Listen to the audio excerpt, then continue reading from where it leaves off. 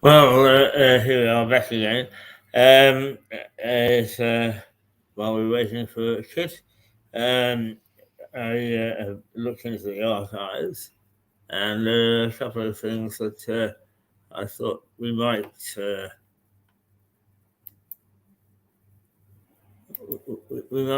play for you because we are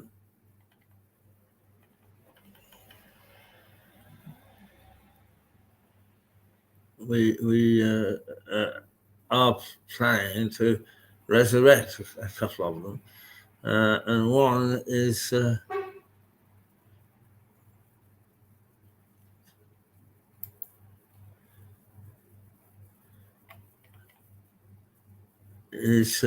called Catch'em, which is a look at the local courts. So here is a previous episode of Catch'em. Let you take it in to see what might be coming next.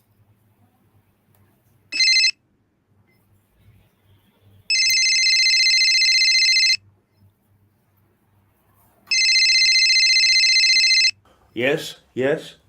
My bank? Yes, yes. Of course. Absolutely. Right away.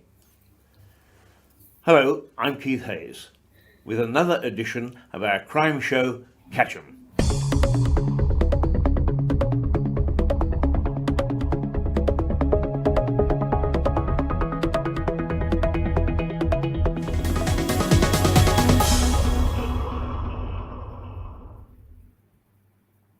I just said yes to a caller who told me he was from my bank and wanted details of my account. He said I needed to verify that a large sum of money had been transferred out. Well, there's no fool like an old fool, and I gave them to him. Sadly, of course, the call wasn't from my bank at all. It was from a member of a gang of con artists who wanted to gain access to my account and my cash. Actually, I didn't fall for it. But it's an old con, and each generation of criminals using it sound more plausible than the last lot. A team of these con artists has been operating in the Seaford area recently, so be on guard. The con men in this case have been bolder than most and pretended to be police officers investigating fraud at Argos. So far, the callers have been frustrated because their targets have recognized the call for what they are: fraudulent. But this is a common crime, and many people in a moment of panic fall for it and reveal bank and credit card details. They're very sophisticated, so don't fall for it. Keep your bank details and your cash to yourself.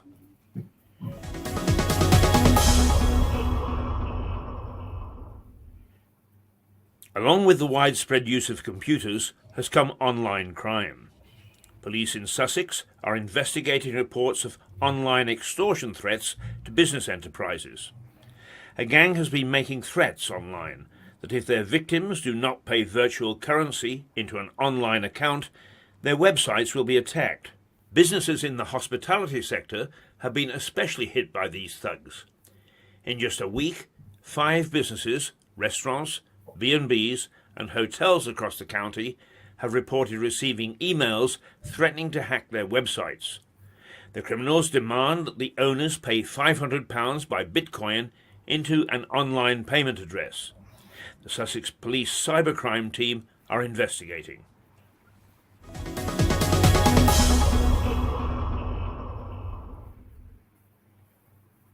Vandalism is the deliberate act of destroying or defacing the property of another person without permission. That includes graffiti. If you want to practice this art form, do it on your own house. If you do it on someone else's property, you've broken the law, no matter how pretty it is.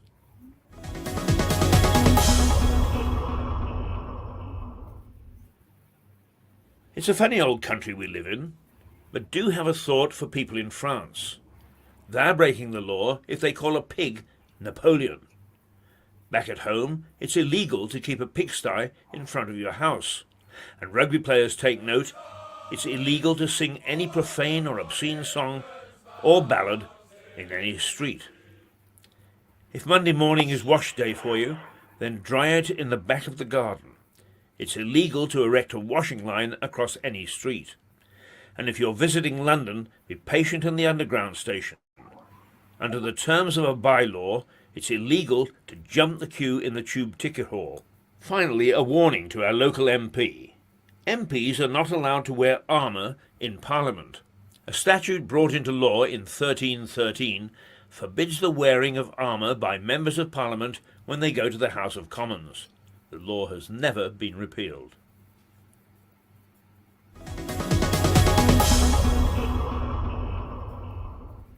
Standing on the outskirts of Lewes, the town's jail looks formidable. It was built in 1853, and over the years has played host to a number of famous names from the world of crime. The Russian prisoners from the Crimea War, who were held in the old naval prison, have become famous over time. There's a monument in St. John sub Castro churchyard to those inmates who died while in captivity. It's paid for by Russia. A play has been written about them, and only recently the Russian ambassador paid a visit to the site. Less well known is that 300 Finnish grenadiers, fighting for the Russians, were incarcerated in Lewes jail, not the naval prison. They were the new prison's first inmates. Several leaders of the Irish Easter Uprising in Dublin of 1916 were held there. They included Eamon de Valera, later the Republic's first president and prime minister. Probably the most famous murderer in the prison was John George Haigh. He was known as the acid bath murderer. That's the way he tried to dispose of his victims. He appeared at Lewes Assize Court in July 1949 and was found guilty in just 17 minutes. He was hanged by the then famous Albert Pierrepoint in August 1949. A notorious local murder in 1912 saw John Williams hanged in Lewes Prison. Williams shot a police inspector in Eastbourne, for which he paid the ultimate price. The notorious Kray twins, Ronnie and Reggie, were imprisoned in Lewes jail in the 60s. The colourful, so-called celebrity gangsters managed to keep business going as usual while behind bars, hiring out protection teams to Hollywood stars. Frank Sinatra hired 17 of them from the Krays. No prison worth its salt can exist without at least one ghost, and Lewes is no different. Local gossip has it that one of the corridors is haunted by a man in Victorian-style prison garb. He is said to have dropped dead of a seizure when he saw his son enter the same block as a fellow prisoner. So keep your eyes peeled as you pass the prison on the way out of Lewes on the road to Brighton. You never know what you might see.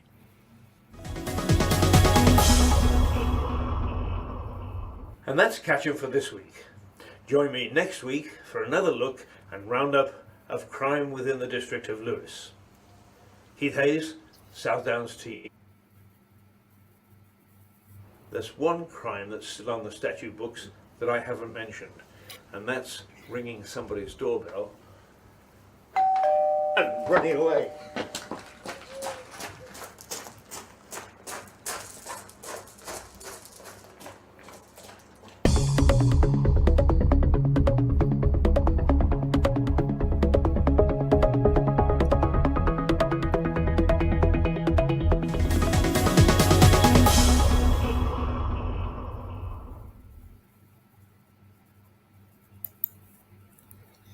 Oh, there you are. Be careful about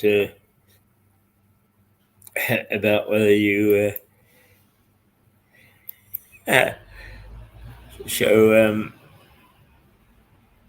ring a doorbell. It gets you into trouble.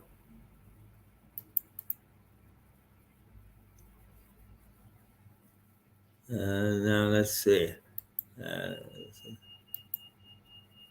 Another one here somewhere, I think.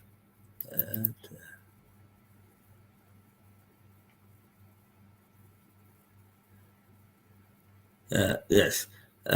Here's what we call Tall Tales.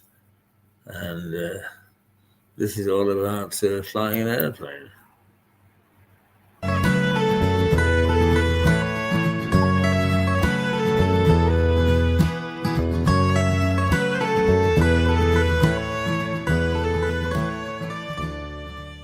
I'm a very accomplished flyer now, but way back in the 60s, when commercial jets still were being tested on commercial flights, then getting on board an aircraft was something of a trauma.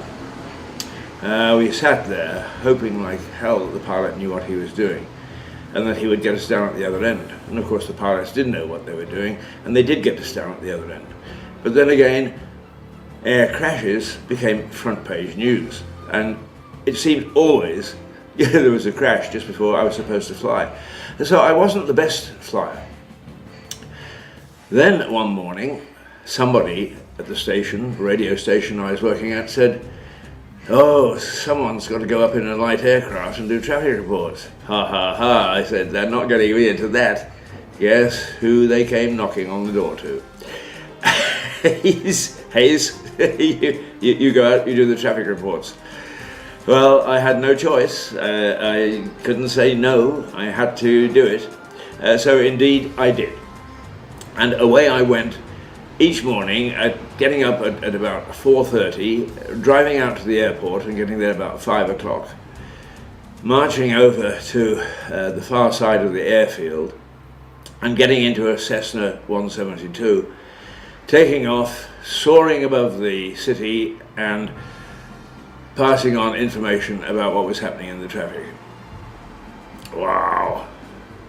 Took me 2 or 3 days to get used to the fact that this is what I was going to do twice a day. But then eventually I began to calm down and began to quite enjoy it. I enjoyed it so much, in fact, that I fell asleep one morning. I dozed, and the pilot said, "I think your station is calling you." And I heard the magic words, and now we're going up above the city, above the traffic, to see what was happening on the roads. So I opened my eyes, looked down, and immediately began to give a report. And the report was that there was a big jam of buses near the Oak Street Bridge, which went over the Fraser River. Wow! what a report. And then as we turned the aircraft and flew away, I realized that this was the bus terminal. I had just said that there were traffic jams of buses, and I'd been looking down at where the buses congregated before they set out on their morning routes. It's nothing like a great report. The pilot turned to me and he said, "You know, you've got this job licked. It's a bit boring, isn't it?" And I said, "Well, yeah, it is really. No, I mean, not much to say other than what's going on in the traffic. I try to brighten it up a little bit with a little quip here and there, but right, tomorrow morning," he said, "you get in the left-hand seat and I'll teach you to fly." And he did. And I was fortunate to have almost a year and a half of a flying experience. I logged 400 hours on the Cessna. I logged a couple of hours on a twin-engine aircraft and a couple of hours on other aircraft. I was the luckiest man in the world. And he put me into some pretty awful conditions. And we would fly up. I would give a report, and then we would do some what's known touch and goes. In other words, you land, you circle, you land, you circle, just to get some practice in. And we did. And one morning, a gust of wind took it, and I thought that the wing was going to be ripped off. Well, he grabbed the stick and managed to get us out of trouble. But it just shows the sort of thing that if you're going to be a professional pilot, that you have to put up with. So confident did we become on flying around together that he would set little tests, and he would say, "There are clouds on the North Shore over the mountains. Why don't we go over and see if we can break the wings of this aircraft?" Yes, let's do that. And we would deliberately fly into this mucky weather and get churned around and watch the wings, knowing full well that they wouldn't fall off. But daring. And it did turn out to be a lot of fun. I have to say, it turned out to be a lot of fun. A couple of other incidents. I used to take VIPs up in the afternoon and say, "Okay, here are some pollution issues," and so on and so forth. And one afternoon we got my good friend, but also a colleague, Mrs. Grace McCarthy, who was the Deputy Prime Minister at the time. And we got out onto the runway and away we went. And a jet had taken off just before us, and it was a fairly still evening. So you can't see them, but the whirls of air, of course, by the jet's wings are still there. And sure enough, we got 3 or 4 feet from the ground, and away it went. We damn near lost the cabinet minister. But the deputy prime minister. Once again, he came to the rescue, flipped it over, and we managed to save the day. The other item that I think was worth reporting is that we flew backwards. Have you ever flown backwards, he said. And this young chap was about 21 or 22. He was a nice young fellow. We bought him a helmet and nicknamed him the Red Baron. And he was to die in tragic circumstances in a plane crash later on. But he was a nice young man and very helpful and lots of fun. And so we went, and he said, we need a marker. And the plane travels forward at about 100 miles or so an hour. Actually, it's a little over 72 miles for the takeoff speed. And he said that the wind this morning is particularly strong. So he put the nose of the aircraft into the strong wind, and we watched the bridge below. And although we were keeping airspeed, the plane started to travel backwards. So here we were in reverse, in a plane, in the sky, watching the bridge recede while the plane powered forward at the correct speed and the wind pushed us back. And that's the sort of nonsense that we would get up to. And there are lots of other stories I could tell you about my flying experience. But perhaps this last one will bring something of a smile to your lips. I was trying very hard to impress who later became my wife, my girlfriend at the time, Valerie.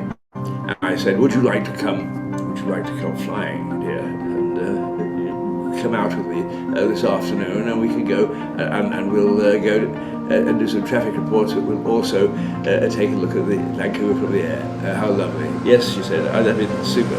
Anyway, we got settled into the plane. I taxied out, checked with the tower. Yes, we were all okay. We were about to take off. There's nothing in our way. Rolled it out onto the runway and roared down the runway ready to take off. And the tower came on and said, MLA, MLA, was the call letters of the aircraft. You're going down the runway the wrong way. Oh my goodness me. We had to screech to a halt and take off the right way. She still married me. Well, that's my flying experience. I suppose I should fly off now. Till the next story, the next tall tale. Tiddlywip.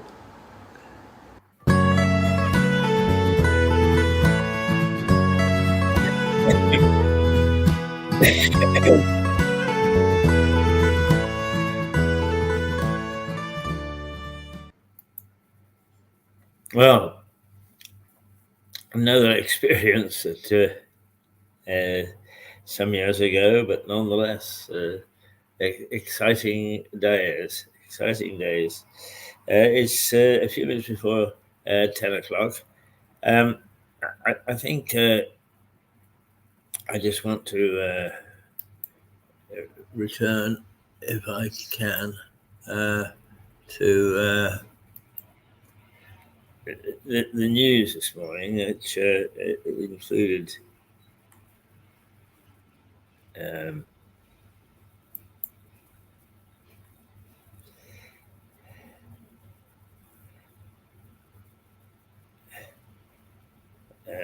which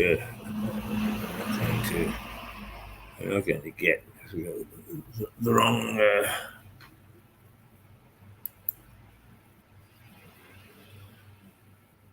We've got the wrong.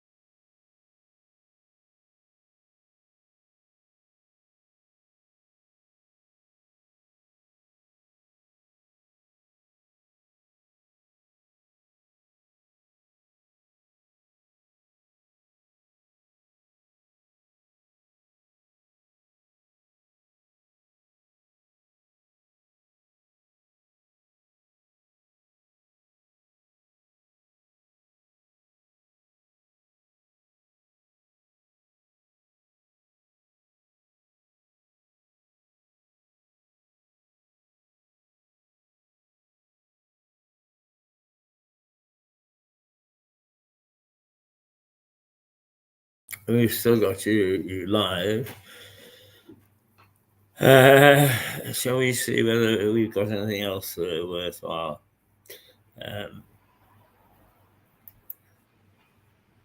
Showing.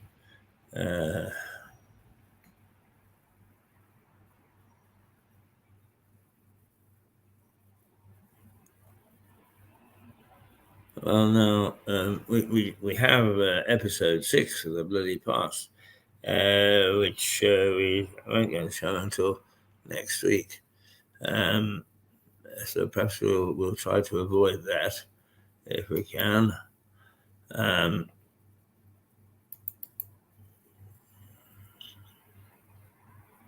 Well, here we've got episode 5, which we played earlier, or towards the end of last week. But it doesn't hurt for these episodes to be played again, because in fact we didn't play that last week. We played episode 4. Let's play it again, because many of you say, "Oh gosh, Keith, we're sorry we missed that," and they don't tap in again. So there, yeah.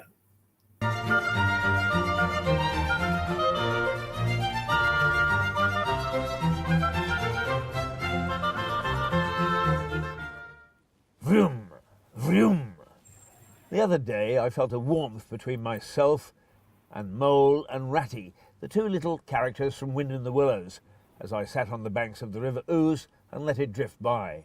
Vroom, vroom. Today I feel more like Toad of Toad Hall, the animal that was always getting himself into trouble because of his excesses. Vroom. But horsepower is the essence of this episode, because horses played a central part in the history of Lewis.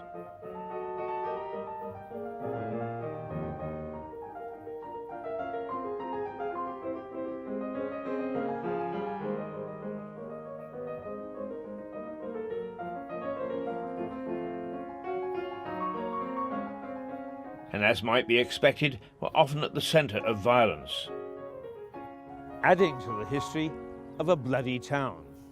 Horses, of course, were nothing unique to Britain. Cavalry had been a major part of warfare,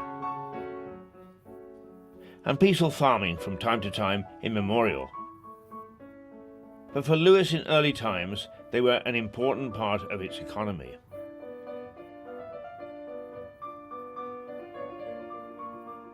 The Domesday Book, the first ever audit of England in 1086, records that anyone selling a horse in Lewis should pay to the reeve or estate manager a penny.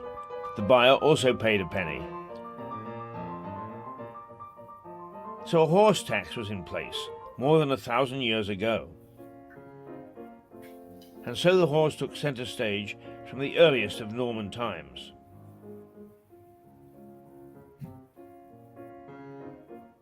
I've shown you the tilting grounds where knights on horseback tried to unseat each other. But that was nothing compared to the violence that Lewis races brought to the town.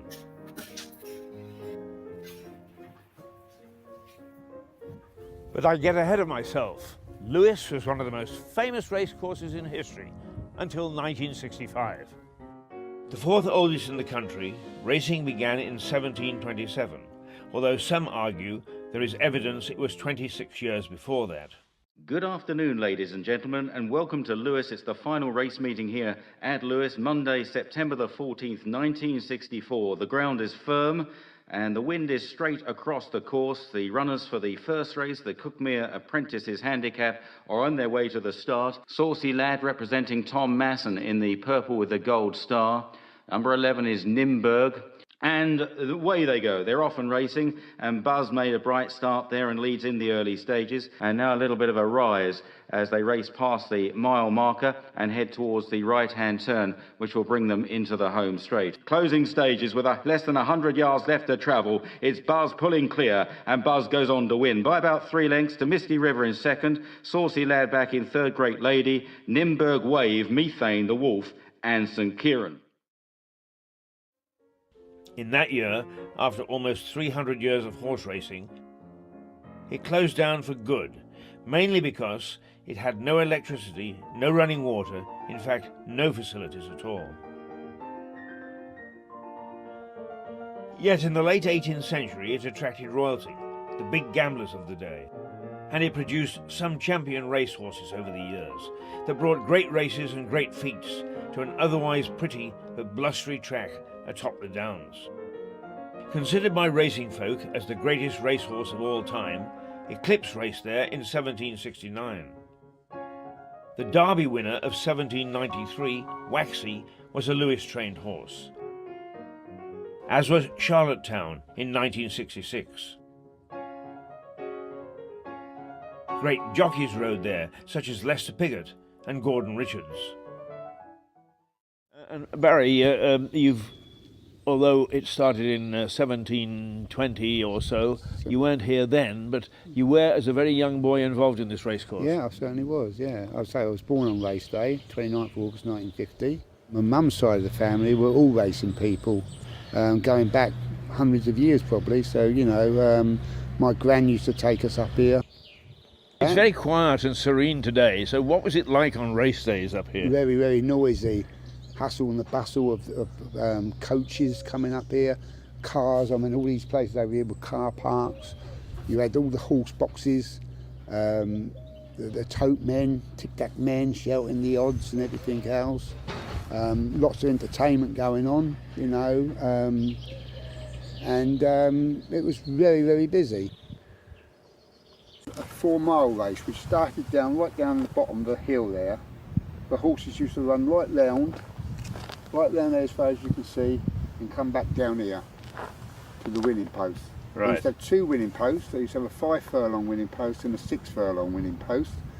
But what they wanted to, what they did, they made the 6 furlong winning post another furlong away from the stands, because they both wanted to start them on the straight. Otherwise it was unfair, so they had a straight run. Right.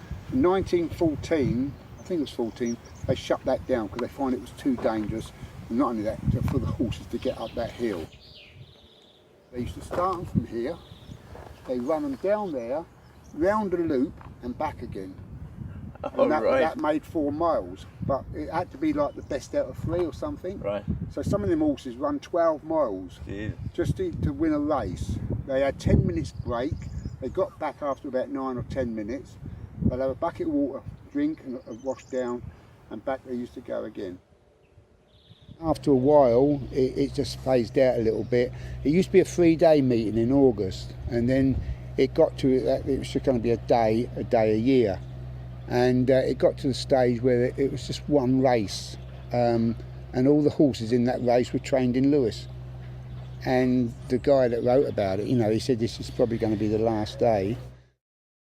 There are many in Lewis who are still resentful that the course was closed. It brought a good deal of cash to the town. Lewis had many racing stables, and a thriving racing community numbered as many as 60 establishments. But perversely, it was responsible for cleaning up the sport, despite suffering a bout of violence. The early part of the 20th century saw the rise of vicious gangs around the country. These gangs often fought each other, but to keep cash in their pockets, they targeted racecourses. They would secretly ease their way into courses and then meet up to viciously attack and rob bookies. Racegoers, and even jockeys. They were feared at race meetings throughout Britain. And so it was on a June afternoon in 1936. London villain James Spinks and his gang turned up at Lewes for an attack on bookies. They gathered, some 30 strong, on the edge of the racecourse, ready to pounce. And pounce they did. They attacked and savagely beat a bookie, and managed to rob him. But not known to them, 2 CID officers had been posted in the grounds. The 2 detectives alerted their fellow coppers and raced towards the gang. According to some reports, a rival gang got into the act and all hell broke loose. It must have been some sight. Villains scattering in all directions. Keystone cops were in full chase, and the excited racegoers panicked and dived for cover. But it was the police on this day at Lewes Racecourse who passed the winning post. They managed to nick 16 of the gang, took them to Lewes, where they were sentenced to long prison terms. That put an end to the decades-old practice of course hijacking by these fearless and vicious gangs. A real feather in the cap of the Lewes coppers. Nabbed. Pulling you aside, locals will whisper in your ear that Graham Greene's Brighton Rock was really about Lewes Racecourse. They say the gang fight in his novel was based on the events of Lewes in 1936. To think that Pinky strode this course, what a ghost to have here now.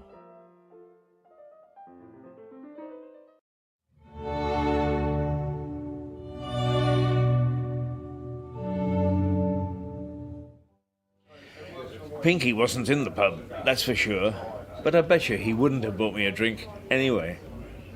Talking of betting, the Prince Regent helped pack the crowds into Lewes Racecourse. The high and the mighty liked rubbing shoulders with him, and the humble and lowly liked rubbernecking. Accurate figures weren't kept in those early days, but estimates vary that crowds reached between 10 and 20,000 spectators. That was on special race days. The course also provided national champions, and one horse is buried here along with his rider, galloping the old Lewes Racecourse in perpetuity.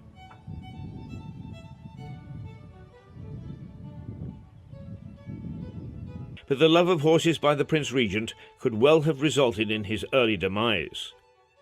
He was a betting man and a daredevil. As I've mentioned, the future king drove a coach and four down this street. There is no written evidence that the story is strong enough for this sign to be erected by the local council. The prince was often in Lewes, and a renowned gambler was part of his inner circle. Sir John Larday, a successful racehorse owner, lived in Lewes, was colourful, resided on the High Street, and was a gambler and horseman. His wife Letitia was equally as colourful. Accomplished coach driver, she had been the mistress of a convicted highwayman. The Prince, Sir John and their circle were notorious enough from their lifestyle as it was. But hell-raising Sir John went down in history for a wager in Brighton. He bet a larger and heavier man that he could carry him piggyback over Steen. When the man showed up, Larday insisted the man stripped naked because the bet didn't include carrying his clothes. This was the street that the Prince Regent drove his coach and four down. I tried walking up it. That's tough enough. But coming down is oh, impossible!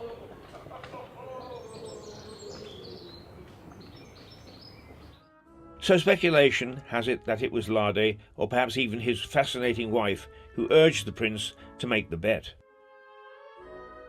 History records that he won the bet, not on any betting slip, but because the prince went on to become King George IV. In an earlier episode, we took a look at the castle tilting ground. Tilting, or trying to knock an opponent off a horse, was originally military training. But later it became sport. Knights won large purses in tournaments and won accolades from ladies for their prowess. Ordinary folk couldn't compete. They were forced to be spectators, but they had their own violent sport in the form of folk football. This precursor to our modern game raged across the countryside, with whole villages chasing a pig's bladder. It was so violent that kings from the 13th to the 17th century tried to ban it. But I digress. Tilting, of course, involved horses. And it was a sport that eventually gave way to a calmer pastime. The Lewes tilting ground became a bowling green in 1640. Not a horse in sight.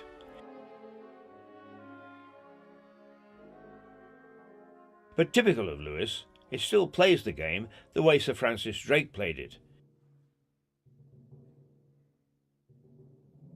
And it is said gave inspiration to Tom Paine to write his Rights of Man after playing here.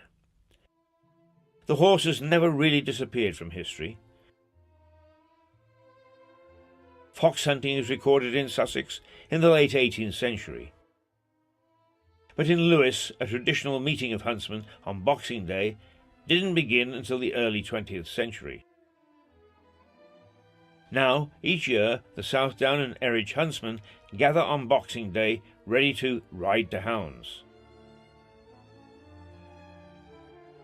As you might expect, this occasion has contributed to violence on Lewes High Street.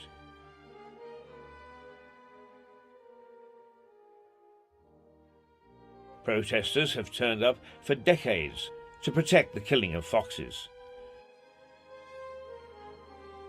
It is now, of course, against the law to kill foxes this way. But it doesn't stop the protesters. Lewes is still a rural country town, so thousands turn out to cheer the riders down the high street. Clashes are inevitable, and each year they occur. No deaths, but the odd bloody nose, as being in a bloody tiny town. When the hunt meets outside and there are loads of protesters in balaclavas and so on, who strides out with a stirrup cup, the tray held in the air, and offers a drink to the huntsman? It's Cliff. How does it feel going out to face the mob? Well, I suppose it can be quite scary at times, but I kind of feel that it's very necessary to keep the tradition going, as the master of the house has done this for about 150 years or so. And I've just trotted out for the 29th year, in the 29th time, with the stirrup cup for the Southdown and Eridge hunt. So and you always do it, it's always you. I know. Yeah. It's something God willing, I'd like to keep going. Well, you've got a cheering section in me, because I'm always there saying, "Go, Cliff, go!" I think it doesn't matter which side I take. It's a very brave thing to go out, and tradition is tradition, and it should be maintained. I totally agree with that. And there's about 3,000 people out there cheering you on, so it's rather nice. Yeah. Now, when we're talking about horses, this is an old coaching inn. Yes, well, it became an inn, a coaching inn, about 300 years ago. And I was doing a little study some years ago when I was looking at previous owners from that time. And within that 300-year period, I've just found out that I'm the longest standing owner in the whole period, in the whole time. Yeah. So, with 28 years to my name. For many years, this town, like many in England, had horse-drawn vehicles of bread and milk delivered by horse-drawn cart. But remember the past and 63 pubs in Lewes. Yes, you've guessed it, So was beer. And it still is. So deep is the horse embedded in Lewes society that the remaining town brewery, Harvey's, still delivers its products in a horse-drawn dray. And it tastes all the better for it.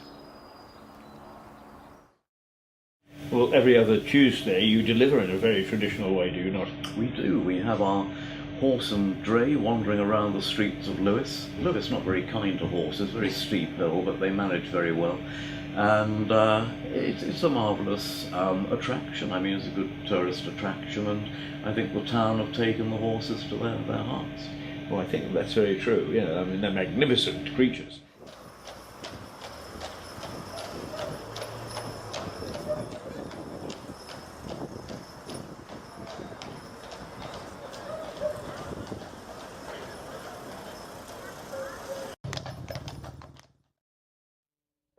So I'm closing this episode on a relatively modern phenomenon.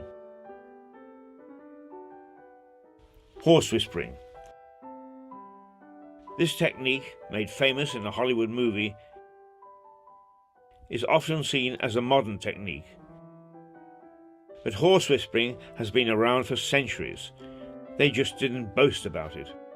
That was because they were thought to be witches. Witches were executed in a variety of ways. But after a French horse whisperer in the 18th century was burned at the stake along with his horse, others kept quiet.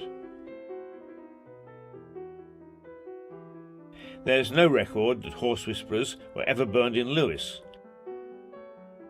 We were too busy burning humans.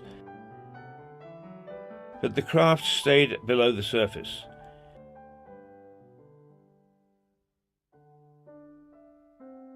Because Lewes was known for being a town of witchcraft. That's a story for another day. But whispering is alive and well in Lewes. The horse. A part of Lewes history from Saxon times to this very day.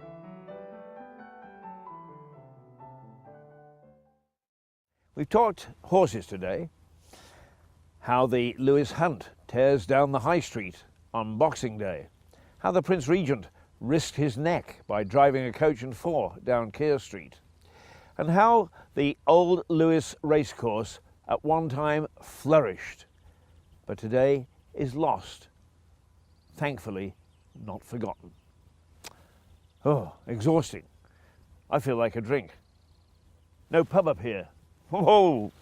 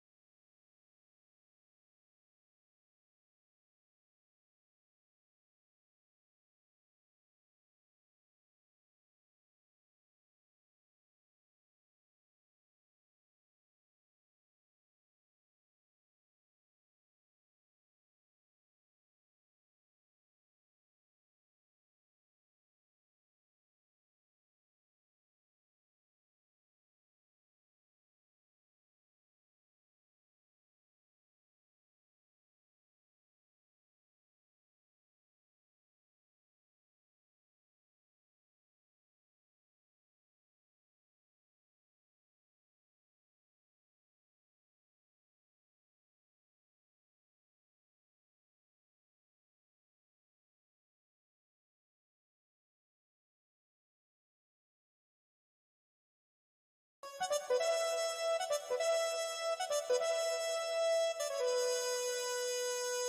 you.